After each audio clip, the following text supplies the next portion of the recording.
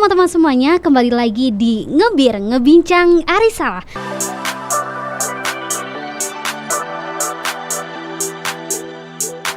Bersama saya Herlina Herawati. Kali ini saya tidak sendiri, melainkan ditemani dengan Ketua Dema FSH Uinsa. Dengan Mas siapa kalau boleh tahu?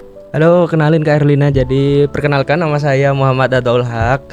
Alhamdulillah saya selaku Ketua Dema Dewan Eksekutif Mahasiswa Terpilih tahun 2025. Jadi senang banget bisa diundang di podcast Ngebirnya Arisala nih. Iya. Kalau boleh tahu panggilannya Kak Atua ya? Panggilannya Kak Atua. Iya, oke. Terus Kak Atua ini dilantiknya bulan apa, Kak? Untuk pelantikan kita baru dilantik kemarin oleh Wadik 3 langsung. Jadi kita dilantik di lantai 4 Fakultas Syariah dan Hukum kemarin sih, baru 3 minggu yang lalu mungkin. Baru 3 minggu yang lalu. Itu untuk pelantikan seluruh Ormawa Fakultas Syariah dan Hukum. Jadi seluruh UKM yang ada di FSH itu dilantik bareng Dema itu ya, Kak? Iya, betul banget. Oke, untuk pengalaman organisasi sendiri nih, ini mengulik lebih jauh Ketua Dema kita ya teman-teman. Untuk pengalaman organisasi Kak Atua sendiri itu kalau boleh tahu apa, Kak?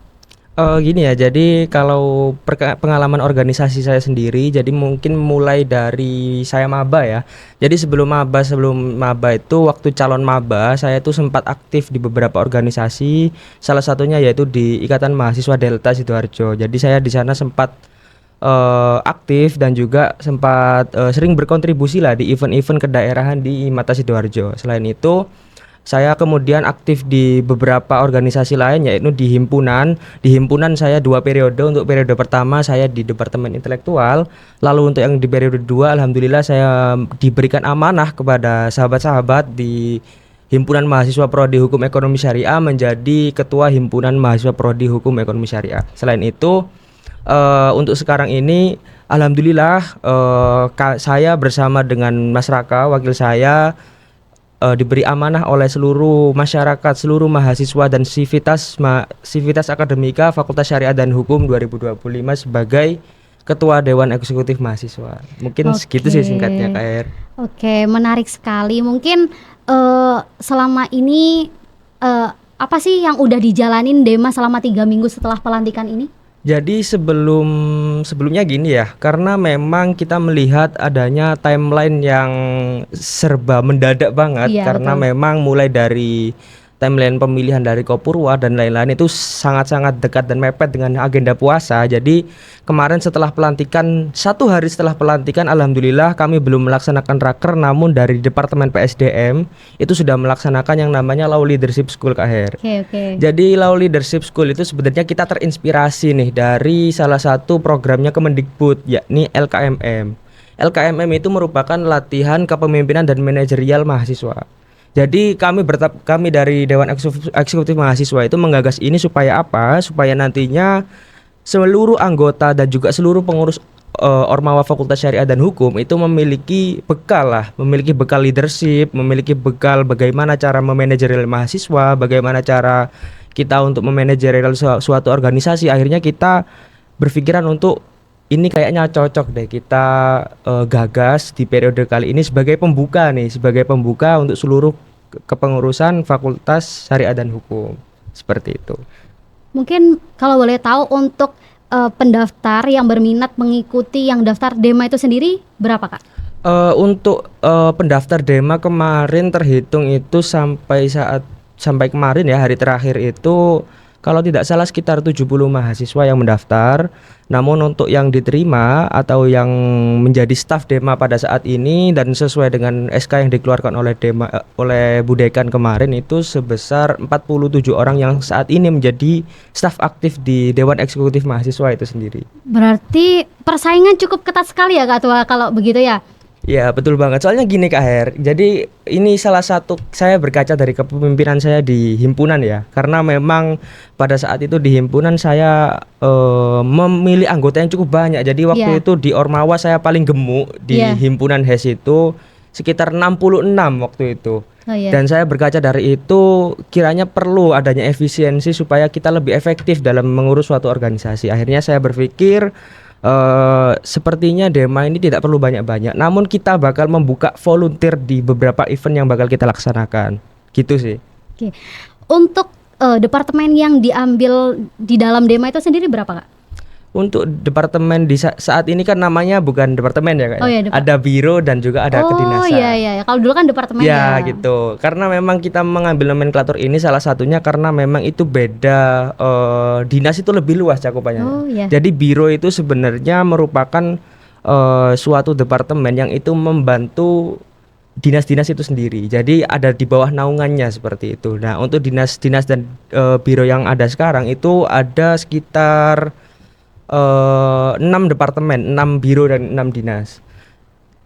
Itu untuk yang baru ya, Kak Heri ya. Untuk yang baru itu ada yang namanya departemen atau biro pengembangan karir. Itu mungkin menjadi salah satu inovasi di kepengurusan kami. Kenapa kami ingin menggagas bagaimana mahasiswa Fakultas Syariah dan Hukum ini bisa mempersiapkan jenjang karir untuk kedepannya, gitu sih, Pak Kak Heri. Sepertinya itu cukup menarik dibahas nanti ya Mas Atwa. Terus kalau untuk Mas Atwa sendiri itu apakah ini kan belum meraker ya? Mungkin bisa di spoiler nih. Apakah ada yang terkait proker-proker yang menjadi unggulan di Dema itu sendiri pada tahun ini? Oke, baik. Jadi untuk program unggulan dari kami Dewan Eksekutif Mahasiswa, khususnya kemarin yang pada saat kemarin saya usung di masa kampanye, khususnya di ruang sinergi, itu ada beberapa program kerja unggulan yang memang menjadi prioritas dalam satu periode kepengurusan Dewan Eksekutif Mahasiswa kali ini. Yang pertama itu nanti akan ada Syariah Award. Kenapa? Karena kami melihat seperti ini. Syariah Award ini adalah salah satu ajang apresiasi untuk prestasi akademik baik akademik maupun non akademik untuk seluruh sivitas akademika di Fakultas Syariah dan Hukum. Karena saya melihat di fakultas kami atau di fakultas kita ini minimnya ada apresiasi hanya diberikan pada saat kita lulus, gitu kan. Akhirnya kami melihat bahwasanya ini sepertinya salah satu lubang yang harus kita tutup agar kita bisa meningkatkan prestasi itu sendiri. Jadi kami menginginkan adanya program seperti itu agar apa? Agar kami bisa meningkatkan outputnya, yaitu di peningkatan prestasi mahasiswa Fakultas Syariah dan Hukum. Selain itu, Kak Her, ada salah satu program kerja juga, yakni ada Days of Law Career. Jadi Days of Law Career itu sebenarnya adalah rangkaian acara dari departemen atau dari biro pengembangan karir yang nantinya kami akan bekerja sama dengan alumni-alumni dan dengan instansi-instansi tertentu, baik itu dari advokat atau dari pengadilan agama, dari kejaksaan atau dari beberapa instansi hukum yang lainnya, khususnya yang ada alumni Fakultas Syariah dan Hukum, alumni kita. Jadi kita akan memfasilitasi beberapa teman-teman yang memang punya minat di beberapa profesi. Jadi istilahnya kita bisa lebih mempersiapkan lebih dini nih. Semisal teman-teman ada yang pengen minat di advokat, kita sambungkan, kita buatkan satu forum yang di mana di situ ada advokat-advokat yang memang sudah sukses di luaran sana, dan nantinya nggak hanya selesai di forum talkshow itu aja. Jadi nantinya bakal kita buatkan di grup WhatsApp gitu ya. Jadi supaya apa? Supaya komunikasi dan alur proses mereka itu dituntun dari awal gitu, oleh para praktisi hukum itu sendiri. Mungkin itu 2 program yang paling ya, meskipun masih ada banyak lagi lah Kak Her itu. Iya. Untuk program yang pengembangan karir itu sendiri itu berarti diikuti oleh seluruh mahasiswa Fakultas Syariah. Ya, jadi kami berharap memang nanti bakal ada penampungan aspirasi. Jadi kami nanti akan membuat beberapa patch. Jadi untuk patch yang pertama, patch yang kedua itu tergantung kepada formulir yang kita share. Jadi nanti kita akan meng-share Google formulir yang itu isinya adalah minat profesi ya. Bukan lagi minat soft skill atau minat tapi minat profesi. Jadi minat profesi apa yang diminati oleh teman-teman mahasiswa Fakultas Syariah dan Hukum, kita akan bantu fasilitasi. Dan juga ini Kak Her, ada yang menarik itu ada nanti di awalnya mungkin akan kita buka dengan HRD Talks. HRD Talks itu adalah kiat-kiat bagaimana kita mempersiapkan diri sebagai Gen Z nih, supaya kita itu bisa mempersiapkan diri bagaimana kita akan masuk ke dunia kerja nantinya. Jadi itu sebagai rangkaian pembuka HRD Talks, nanti akan diikuti oleh Days of Law Career untuk beberapa batch. Oke, sangat menarik sekali spoiler dari program kerja untuk periode keatua ini sendiri teman-teman. Nah, teman-teman sendiri jangan lupa ikuti terus untuk perkembangan selanjutnya mengenai Dema itu sendiri. Untuk selanjutnya keatua, kemarin kan kita dari IG Arisalah membuat question box. Nah, salah satunya ada pertanyaan-pertanyaan yang cukup menarik dari Kak Eli ELM.EL. Pertanyaan seperti ini, Dema mau bikin gebrakan apa nih kira-kira, apalagi di era gempuran korupsi di Konoha ini? Seperti apa? Oke, untuk gini ya, untuk korupsi ini pasti erat kaitannya dengan Biro Advokasi Kajian Aksi Strategis dan Propaganda. Jadi ada salah satu program kerja yang memang itu fokus kepada bagaimana kita menganalisa, kita mengamati kebijakan-kebijakan pemerintah yang kiranya itu kurang pro rakyat. Yakni nama program kerjanya itu Public Policy Watch namanya. Jadi kita akan melakukan analisa dari internal Departemen Adkastrat, baik itu akan melibatkan beberapa instrumen mungkin ya, baik itu dari internal mahasiswa Fakultas Syariah dan Hukum, atau mungkin kita akan melibatkan para dosen, yang mana nantinya output daripada Public Policy Watch itu tidak hanya kita membahas, tidak hanya kita mengkaji, tapi kita akan menuangkan itu dalam bentuk policy brief yang nantinya itu akan kita serahkan kepada instansi-instansi khusus. Seperti kalau kita lihat sekarang kan yang lagi viral kan Pertamina. Iya, betul sekali. Andai kata kita menganalisis tentang study case korupsi ini, kita bedah dari awal bagaimana sebenarnya akar masalahnya itu di mana. Kalau kita melihat Grand Ice Theory gitu kan, kita analisa dari permukaan hingga di pucuk gunungnya itu bagaimana, dan nantinya kita akan tuangkan dalam bentuk policy brief dan kita upload di feed Instagram Dema untuk nantinya bisa dibaca oleh Civitas Akademika, dan juga kita berikan rekomendasi kepada instansi yang sedang terjangkit penyakit ini. Gitu. Oke, baik Kak Atua. Untuk pertanyaan selanjutnya dari Kak Hasan_DW. Pertanyaannya, bocoran apa nih mengenai program unggulan Dema? Mungkin udah disebutin ya tadi ya. Program unggulan kerjaan mungkin bisa disebutkan kembali Kak? Gini ya. Jadi intinya gini, nanti kita yang paling penting ini, nanti setiap awal bulan kita akan melakukan transparansi program kerja apa aja yang bakal kita lakukan selama 1 bulan. Jadi itu merupakan bentuk komitmen kami. Apabila kami tidak melaksanakan program kerja yang telah kami upload di feed Instagram Demas di setiap awal bulannya, itu kami pasti akan menanggung apa yang memang menjadi tanggung jawab kami. Jadi kami berkomitmen kepada seluruh teman-teman, baik itu dari teman-teman Fakultas Syariah dan Hukum, teman-teman Civitas Akademika dosen. Jadi pantengin terus di feed Instagram Demas, setiap awal bulan nanti bakal ada program kerja apa aja sih yang bakal dilaksanakan oleh Dewan Eksekutif Mahasiswa di setiap 1 bulan itu.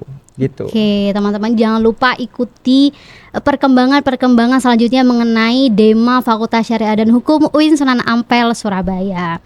Untuk selanjutnya Kak Atua, mengenai bagaimana sih Dema ini membangun citra sebagai organisasi yang visioner dan strategis? Oke, baik. Jadi seperti ini ya teman-teman.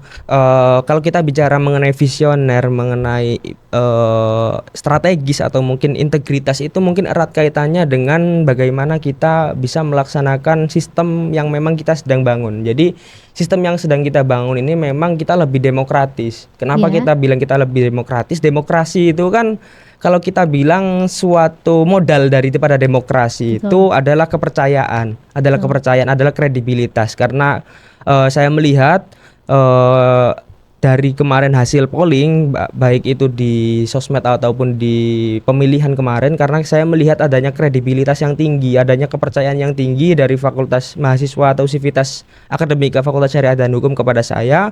Maka dari itu saya berkomitmen bahwasanya nanti bakal ada 100 laporan 100 hari kerja untuk Dewan Eksekutif Mahasiswa. Itu yang pertama. Jadi itu bakal kita transparansi parameter penilaiannya, parameter kesuksesannya. Jadi itu bakal kita transparansi di Instagram Dema. Itu juga menjadi suatu tanggung jawab sendiri bagi kami, karena memang di dalam hal ini saya mengibaratkan Dema ini adalah rumah kita gitu. Tergantung kita bagaimana mau membangun rumah ini. Apakah kita ingin membangun rumah ini menjadi rumah yang ternyaman bagi kita semua? Apakah kita ingin menghiasi rumah ini menjadi istana nantinya, atau kita mau merusak rumah ini yang akhirnya itu tidak nyaman bagi kita semua? Jadi itu menurut kami itu adalah tugas dari kami anggota Dewan Eksekutif Mahasiswa. Maka dari itu kami tentu butuh partisipasi dan support dari teman-teman semuanya. Gitu sih. Betul. Kalau untuk pengalaman leadership Kak Atua sendiri mungkin tidak bisa diragukan, karena sebelumnya Kak Atua juga pernah menjabat jadi Ketua Himpunan Ketua Himpunan Hukum Ekonomi Syariah ya Kak Tua. Iya betul. Untuk kemarin tuh kalau nggak salah itu ada event besar yaitu namanya MUFES ya teman-teman. Itu menjadi tolak ukur, bukan tolak ukur ya, menjadi kiblat juga pada acara besar fakultas yaitu pada Pekan Disnatalis yang ke-59 itu sendiri. Mungkin nanti semoga Dema sendiri kedepannya juga lebih progresif seperti itu Kak Tua, agar menghasilkan proker yang unggul seperti MUFES tahun kemarin mungkin, amin, atau lebih Kak Tua.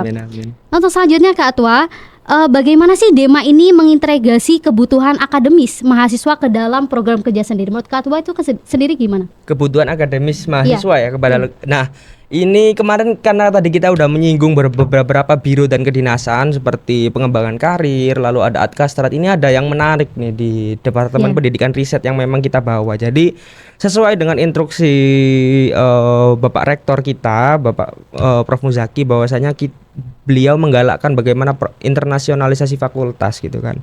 Dan kita sebagai mitra daripada dekanat itu kami ingin bersama-sama gitu merealisasikan visi tersebut. Jadi kita menjunjung salah satu visi baru di Departemen Pendidikan Riset, yakni ada yang namanya internasionalisasi mahasiswa. Nah itu dalam hal ini kita akan bekerja sama dengan International Office UINSA yang nantinya kita akan memberikan akses informasi pertama, dan yang kedua kita akan setelah memberikan akses informasi kita akan memberikan pendampingan. Seperti itu. Jadi kita akan memberikan pendampingan kepada mahasiswa-mahasiswa gitu. Sekali Kak Tua. Mungkin kalau dulu itu saya kan dulu kan pernah di Dema ya. Untuk namanya kabinetnya itu kabinet perubahan. Untuk Dema sekarang itu namanya apa, Pak? Oke, ini sebenarnya belum kita spill ya. Cuman berhubung Kak Her nanya nih, mungkin kita spill dikit-dikit lah di sini. Jadi untuk nama kabinet yang sekarang menjadi istilahnya moto kita lah. Jadi namanya adalah Adinanta Vijaya. Oke, cukup menarik. Adinanta Vijaya. Mungkin saya spill juga nih ya. Boleh. Sebenarnya Adinanta Vijaya itu adalah artinya ya, kalau Adi itu artinya ketulusan atau kesempurnaan, itu Adi. Kalau Nanta Vijaya itu kemenangan abadi. Jadi kami berharap dengan ketulusan dan juga dengan kesempurnaan yang diberikan oleh seluruh sivitas akademika, kita bisa meraih kemenangan abadi itu sendiri. Gitu. Untuk cukup menarik ya teman-teman. Ini udah di spoiler dulu nih di podcast kita kali ini. Terakhir Kak Tua, ini dari anonim nih. Bagaimana transparansi keuangan organisasi itu terutama dalam Fakultas Syariah dan Hukum itu sendiri ya Kak Tua? Boleh di-spill nih? Oke, mungkin gini ya, kalau berkaca dengan transparansi sebenarnya gini, karena memang sebenarnya di dalam fakultas kita, utamanya di Ormawa ini, kemarin saya sempat mendengarkan beberapa cuplikan lah dari statement Pak Mahir selaku Wadek 3 Fakultas Syariah dan Hukum. Ternyata dana Ormawa kita itu tidak terdampak oleh efisiensi anggaran. Gitu. Jadi itu salah satu apresiasi kami kepada Pak Mahir. Namun sebenarnya apresiasi itu tidak selebihnya sampai di situ saja. Jadi kami tetap menuntut, kami tetap meminta kepada Wakil Dekan 2 dan juga Wakil Dekan 3 Fakultas Syariah dan Hukum untuk memberikan transparansi kepada kami. Tidak hanya kepada Dewan Eksekutif Mahasiswa, kepada Senat Mahasiswa, tapi juga dengan seluruh sivitas akademika Fakultas Syariah dan Hukum, baik itu himpunan, UKM, UKK yang ada di Fakultas Syariah dan Hukum. Jadi kami memang kalau nggak salah itu namanya RKKL kalau nggak salah Kak Her. Apa itu? RKKL itu rencana pengeluaran untuk Ormawa gitu. Jadi itu yang biasanya memegang itu hanya Wadek 2 dan Wadek 3. Dan jujurly FYI ya, saya selama di himpunan, di ketua himpunan, saya tidak pernah melihat adanya RKKL itu. Jadi saya juga waktu di ketua himpunan saya juga nggak tahu berapa sih sebenarnya besaran untuk Ormawa ini berapa gitu kan. Dan itu sebenarnya yang menjadi perhatian serius utamanya untuk kita, baik itu dari LPM Risalah ataupun dari Dewan Eksekutif Mahasiswa, itu juga kita juga bingung kadang-kala. Apalagi kan karena kita tidak diberikan RKKL yang jelas, akhirnya kita juga ya kesusahan untuk melaksanakan program kerja. Mungkin gitu sih Kak. Ya. Terakhir nih Kak Atua, terakhir banget. Mungkin ada closing statement dari Kak Atua sendiri untuk viewers teman-teman Arisalah ini sendiri. Apa Kak? Boleh tahu? Oke. Mungkin untuk teman-teman Arisala atau teman-teman Fakultas Syariah dan Hukum yang sekarang sedang melihat podcast ini, besar harapan kami dari anggota Dewan Eksekutif Mahasiswa supaya bisa menjadi agent of change, agent of social control dan juga iron stock. Kenapa kami bicara seperti itu? Karena memang kalau bukan kita siapa lagi teman-teman? Kalau bukan kita siapa lagi yang bisa membangun rumah kita bersama ini, Dewan Eksekutif Mahasiswa. Jadi bukan hanya saya, bukan hanya Kak Herlina, bukan hanya Sema, bukan hanya Dema, tapi kita semua. Jadi nantinya kami tunggu kontribusi kalian semua di event-event menarik yang bakal dilaksanakan oleh Dewan Eksekutif Mahasiswa. Gitu sih. Oke, terima kasih Kak Tua atas waktunya untuk podcast kali ini. Mungkin itu saja teman-teman, sekian podcast kali ini. Saya Herlina Herawati selaku host pamit undur diri. Sampai jumpa di ngebir untuk ngebincang Arisala pada lain waktu kali ini. Oke, sekian, terima kasih. Wassalamualaikum warahmatullahi wabarakatuh. Waalaikumsalam warahmatullahi wabarakatuh.